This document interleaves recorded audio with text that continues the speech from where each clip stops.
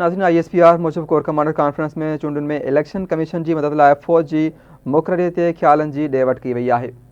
कंहिंखे बि सियासी सरगर्मी के नाले ते तशद्दुद की इजाज़त न ॾिनी वेंदी। अवांखे अपडेट कयूं पिया। ब्रेकिंग न्यूज़ आहे। आर्मी चीफ जो चवणु आहे त आज़ादाणी मुंसिफ़ाणी चूंड अमल के सबूताज़ करण की इजाज़त न ॾिनी वेंदी। Army chief general Asim Munir की सदारत हेठ 262 कोर कमांडर्स कॉन्फ्रेंस थी आहे। अवां सां ख़बर शेयर कयूं पिया। ब्रेकिंग न्यूज़ आहे। आर्मी चीफ जो चवणु आहे त कंहिं बि सियासी सरगर्मी के नाले ते तशद्दुद की इजाज़त न ॾिनी वेंदी।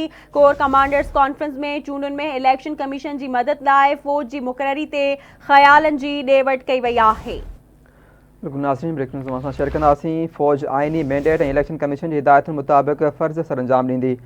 आर्मी चीफ जो चवणु आहे त पाकिस्तान की खुदमुख्तियारी और खिते की सलामती मुक़दस आहे।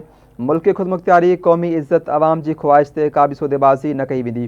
भारत पारां आलमी कानूनन की सरेआम भञकड़ी के बेनकाब कयो वञे, जॾहिं त वधीक चवणु आहे त भारत जो असुल चेहरो दुनिया जे आॾो बेनकाब कयो वञे।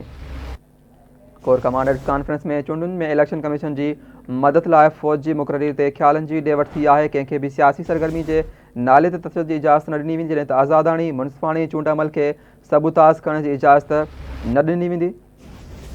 फ़ौज आइनी ऐं मैंडेट ऐं इलेक्शन कमीशन की हिदायतुनि मुताबिक़ फ़र्ज़ सरअंजाम ॾींदी। पाकिस्तान की खुदमुख्तियारी ऐं खिते की सलामती मुक़दस आहे। आर्मी चीफ जो चवणु आहे त मुल्क की खुदमुख्तियारी क़ौमी इज़्ज़त अवाम की ख़्वाहिश से का भी सौदेबाज़ी न कई वेंदी।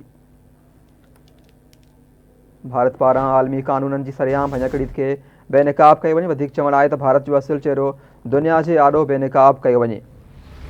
अवां सां ख़बर शेयर कयूं पिया। ब्रेकिंग न्यूज़ आहे। Army chief general Asim Munir की सदारत हेठ 262 कोर कमांडर कॉन्फ्रेंस थी आहे।